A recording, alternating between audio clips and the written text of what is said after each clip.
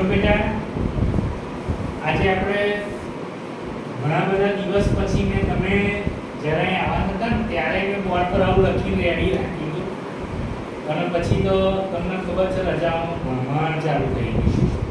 તમારા આનંદના દિવસ તો મારા દુઃખના દિવસ. બરાબર બેટા 3 પ્રમેય શીખવાના છે. પ્રમેય તમારે ભૂમિતિના જે પાયાના અંગો છે એની અંદર પ્રમેય આવે અને પ્રમેય કોઈ દાખલો ના હોય, એને સાબિત કરવાનું હોય આપણે કે ભાઈ આ અભિકોણ છે, આ અનુકોણ છે, આ યુગ્મકોણ છે, આ છેદિકાની એક જ બાજુના અંતઃકોણ છે, એ પ્રમાણે પણ પ્રમેયના 3 અંગો છે: પક્ષ, સાધ્ય અને સાબિત. કોઈ બી પ્રમેય પૂછાશે તમારી પરીક્ષામાં એટલે બેટા 3 થી 4 માર્ક જશે. તમારું 50 માર્ક્સનું પેપર હશે, એમાં 4 માર્ક્સના અને 3 માર્ક્સ એમ કહીએ તો મિનિમમ 7 માર્ક્સના તો ખાલી પ્રમેય પૂછાશે. 43 માર્ક્સનું બીજું બધું આવે. એટલે આને મોડે કરવો જ રહ્યો તમારે. બરાબર? અને તમને ક્યાં ના આવે મને પૂછો સર આ જગ્યાએ મને ખબર પડી નથી તો હું સમજાવીશ અને અમે ખ્યાલ આવશે બીજી વાર જોશે. પણ બહુ સમજવા જેવી બાબત હોય છે પરીક્ષામાં. તમે દાખલામાં કદાચ ભૂલ પડે તો જવાબ ના આવે તો ખોટું પડે, પણ આ તો મોડે કરી ગયા હોય તો એકદમ ઈઝી 4 માર્ક્સ આવી જ જાય. પહેલો પ્રમેય છે સાબિત કરો કે એ પ્રતિજ્ઞા કહેવાય એની, એ આપ્યું હશે પરીક્ષા પેપર. સાબિત કરો કે પરસ્પર છેદતી બે રેખાથી બનતા અભિકોણ સમાન હોય છે. આપણે દાખલાઓ શીખ્યા એમાં ઘણી બે બાબત શીખ્યા. પાસ પાસે હોય તો રેખિક જોડ અને સામસામે હોય તો શું હોય ખબર તમને? અભિકોણ. એ અભિકોણના ખૂણા આપણે સમાન બતાવવાના છે અને મોસ્ટ ટાઈમલી પ્રમેય છે, તમારી એક્ઝામમાં હોવાનો જ છે, એમાં કોઈ શંકા ન સ્થાન. તમે જો પક્ષ આપણું એવું કહે છે મેન આકૃતિ છે બેટા, રેખા AB અને રેખા CD. પક્ષ આપણું બોલું છું પરસ્પર કયા બિંદુમાં છેદે છે? O બિંદુમાં. એટલે પક્ષ તૈયાર કર્યું. રેખા AB અને રેખા CD પરસ્પર કયા બિંદુમાં છેદ્યા? O બિંદુમાં છેદે છે. આપણી પ્રતિજ્ઞામાં એવું કીધું છે પરસ્પર બે છેદતી રેખાથી બનતા અભિકોણના ખૂણા સમાન છે. એવું આપણે શું કરવાનું છે? સાબિત. એટલે હવે આપણે સાધ્ય જે હોય એ સાબિત કરવાનું. તો સાધ્ય શું છે? અભિકોણના ખૂણા સમાન. તો અભિકોણનો ખૂણો પહેલો આપણે લઈશું અહીંથી ખૂણો AOC, એની સામે લઈશું ખૂણો BOD. એક આ બનશે. બીજો ખૂણો અહીંથી લઈશું AOD અને નીચે લઈશું BOC. આ ખૂણાઓ બેટા છે એ આપણે કેવા બતાવવાના? સમાન. આ ધ્યાન રાખજો તમારે. સાબિતી મેન છે આપણી. પક્ષ, સાધ્ય અને આકૃતિ દોસ્તો પરીક્ષામાં ને 1.5 માર્ક્સ આપશે સ્કૂલ વાળા. આપણે નથી આપતા, આપણે પૂરેપૂરું લખવાનું. સાબિતી શું કહે છે? કિરણ OA એ રેખા સાની ઉપર છે ખબર? CD પર આવે. પહેલું આ યાદ રાખો, મોડે કરવું પડશે કે કિરણ OA એ રેખા CD પર આવેલા છે. એટલે એને કારણે બેટા બે જે રેખિક જોડના ખૂણા બન્યા એ ખૂણો AOC અને ખૂણો AOD, આ બંને ખૂણા એકબીજાના શું બને છે? રૈખિક જોડના ખૂણા. એ તમારું સમીકરણ 1 રહેશે, પરિણામ 1 રહેશે. એટલે આપણે સાબિતી આપવાની છે કે કિરણ OA એ રેખા CD પર છે, માટે ખૂણો AOC વત્તા ખૂણો AOD બરાબર 180. કેમ લખ્યા? રૈખિક જોડના ખૂણા. હવે પછી એ પહેલું પરિણામ આપણું મળી ગયું. હવે એ જ રીતે કિરણ OD લઈએ. પહેલા OA લીધું, હવે OD લઈએ. બરાબર? એ કઈ રેખા પર લઈ લેવાનું? AB પર લીધું તમે, CD પર લીધું તો હવે AB પર લો.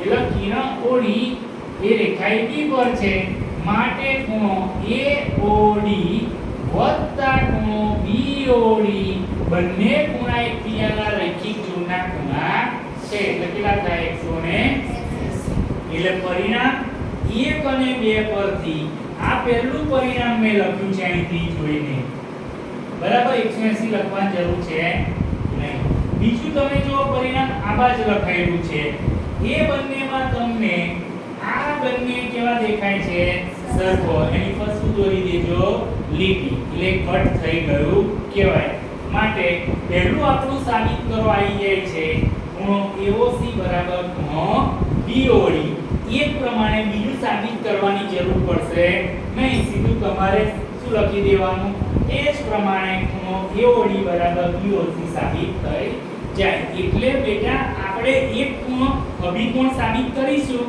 એટલે એની જાતે બીજો ખૂણો થઈ જાય આપણે ફરી લખવાની જરૂર છે નહીં બોલો ક્યાં ખબર ના પડે કિરણ OA રેખા CD બરાબર ફરી પાછા રેખિક જોડ લખીશું કિરણ OD રેખા કઈ લઈશું AB ફરી રેખિક જોડ લખીશું બેટા માત્ર બે પરિણામ એને બનાવવાના અને બંને પરિણામ સરખાવશો એટલે આ કટ થઈ ગયું એટલે આ ખૂણો AOC ની સામે BOD એકબીજાનો શું કહેવાય અભિકોણ કહેવાય એ પ્રમાણે બીજો ખૂણો AOD બરાબર ખૂણો કયો થાય BOC મોસ્ટ IMP પ્રમેય છે એને સમજવાનું બેટા તો તમને ખ્યાલ આવશે બીજો પ્રમેય છે સાબિત કરો કે જો એક છેદિકા એટલે PS બે સમાંતર રેખાઓ એટલે રેખા AB અને રેખા કઈ CD બે સમાંતર રેખાને છેદે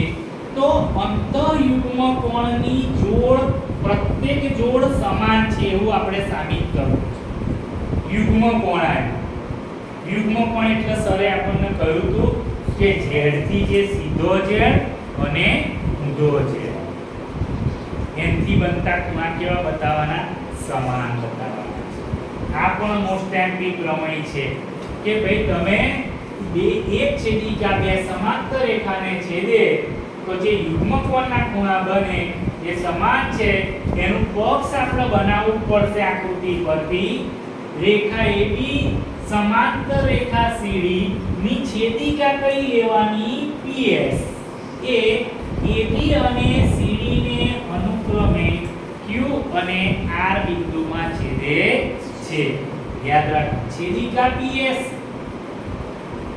એ બે સમાંતર રેખાઓ છે AB અને CD એના કયા બિંદુમાં છેદે છે Q અને R જોઈ લેજો હો આ ખાસ AB સમાંતર CD ની છેદિકા બન્યું PS એ રેખા AB અને રેખા CD ને કયા બિંદુમાં છેદે છે Q અને R હવે યુગ્મ કોણ એટલે z થી બનતી આકૃતિના ખૂણા તો આપણે શરૂઆત કરીશું પહેલા ઊંધો z ખૂણો BQR જોઈ લો બરાબર ખૂણો BQR તથા ખૂણો QRC એ જોડ સમાન બતાવી છે ત્યાર પછી આ બાજુ આવી જાય ખૂણો AQR બરાબર ખૂણો QRD એ સીધો z પેલો કેવો કહેવાય એ ખૂણા આપણે દરેક જોડ સમાન બતાવવાની છે આપણે સાબિત કરવાની છે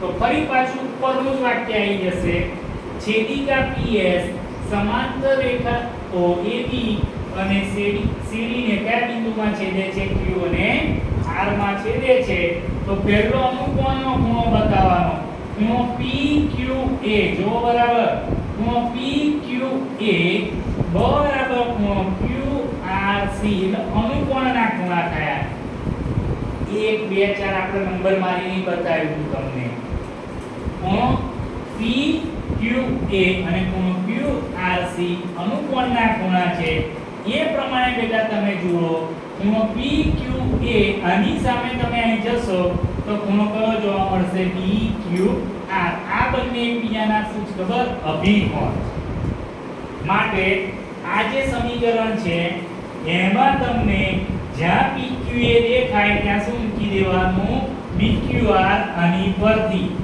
કે જ્યાં તમને PQA દેખાય આગળ ત્યાં સીધું શું મૂકી દો BQR એટલે આવી ગયું ખૂણો PQR બરાબર શું થઈ ગયું ખૂણો QRC સાબિત થયું એ જ પ્રમાણે ખૂણો AQR બરાબર ખૂણો QRD થાય એટલે છેદિકા PS સમાંતર રેખાઓ AB અને CD ને Q અને R માં છેદે માટે ખૂણો PQA બરાબર ખૂણો QRC એ અનુકોણ થયા ખૂણો PQA અને એની સામે લઈશું ખૂણો BQR એ અભિકોણ થયા એટલે આપણે જ્યાં PQA દેખાવું ત્યાં શું મૂકી દીધું BQR આ તેનું A અને સાબિત થઈ ગયો આપણો યુગ્મ કોણ એ પ્રમાણે ખૂણો AQR બરાબર QRD સાબિત થાય બોલો ક્યાં ખબર ના પડે